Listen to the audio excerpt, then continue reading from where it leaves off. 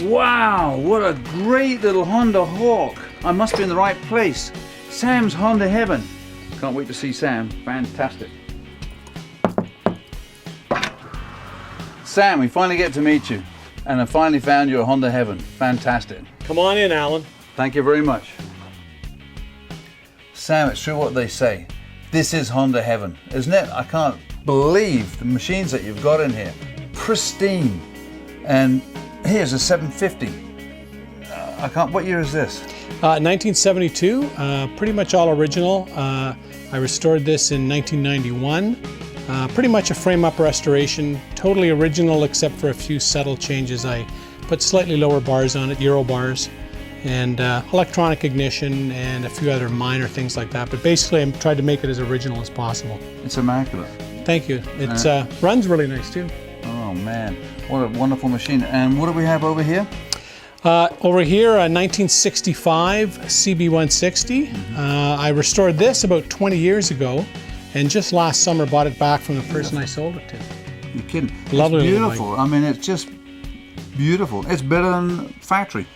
This one in particular is better than factory. It's got Italian Barani rims. Had to have something Italian on there.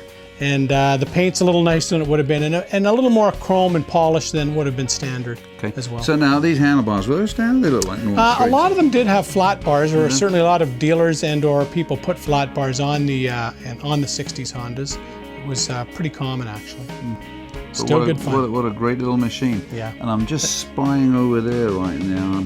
I'm not sure what I see here. I see it looks like a 350 motor, but this thing looks like a factory racer, a road racer of some sort. Oh yeah, that one's something special. I just got this fairly recently. Let's go and have a look at it. All right. Wow, Sam, I mean, this is a beautiful little machine. I assume it started out as a standard 350 somewhere.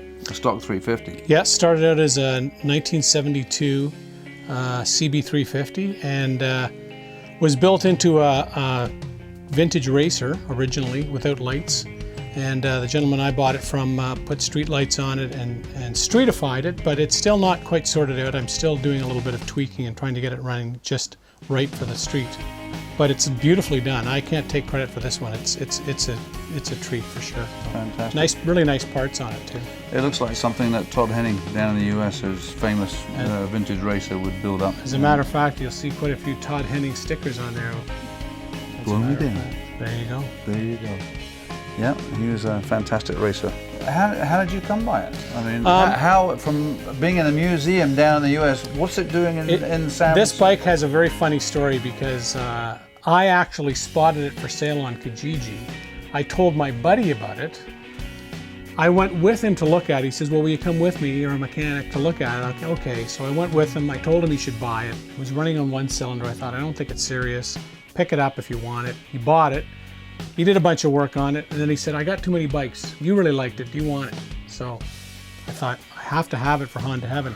So I actually sold my 305 Superhawk, 65 305 Superhawk, specifically to buy this. And I'm not, even though it's not quite running perfect yet, I'm not sorry because it's, even if I just sit in here and look at it, it's beautiful. Wonderful little bike, Sam, fantastic.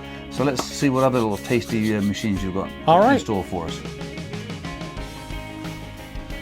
So Sam, this is another beautiful looking 750. What's the story with this machine? The story with this machine. This is the bike that will be buried with me.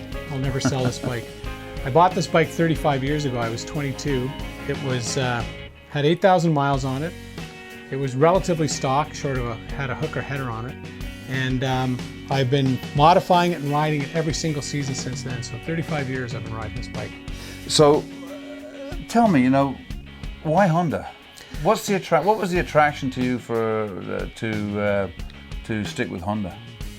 Well, Honda, for me initially, my whole psyche was shaken by Honda in 1969 when the 750 Honda came out. Oh, okay. Yeah. And all the people that I knew in my neighborhood that had motorcycles, because I was still at that point a little bit young to be riding bikes, I saw them on BSAs, 650s, and Triumph Bonnevilles, and one by one they sold their BSAs and their Bonnevilles and bought 750 Hondas, and they were all over the neighborhood. Turncoats. Turncoats.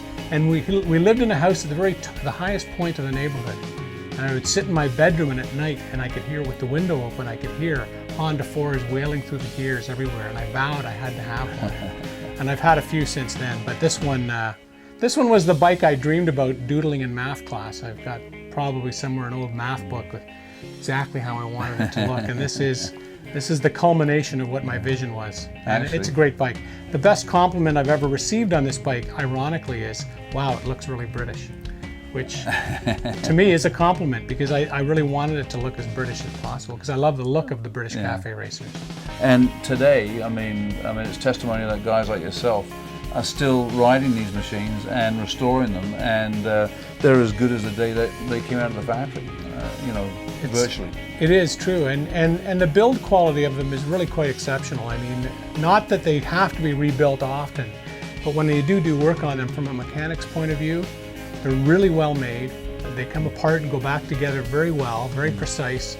And for me, that's also, I mean, after the fact, after I fall in love with the bike as the vision of the bike, mechanically, that is also reinforced, because mechanically they're really quite well made. And for something that's affordable, I mean, we're not talking about a Ducati or a Laverda here. We're talking about the everyman's motorcycle, Honda. And it holds true also of the 60s Hondas as well, which I got into later. Even though I started out on the 750 Honda, of course it migrated into the earlier 60s Hondas as well. No, and you're absolutely right, Sam, and great, what a great bite, and thanks for showing it to us.